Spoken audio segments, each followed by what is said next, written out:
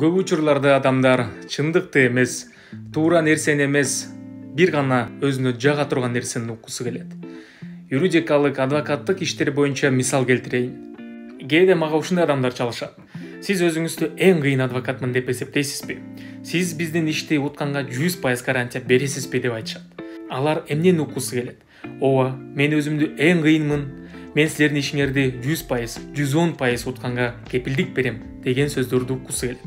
Эгер аларга силердин ишиңер менен мен таанышып, баардык материалдарды көргөндөн кийин гана оюмду айта алам, мен 100% кепилдик бере албайм, мыйзам андайга каршы деп айтсаң, аларга жакпайт.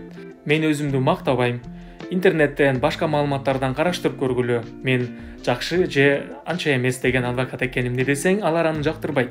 Аларга бир гана мен өзүмдү эң кыйынмын жана мен силерге 100% кепилдик берем деген өзүнө жага турган нерселерди гана уккусу келет.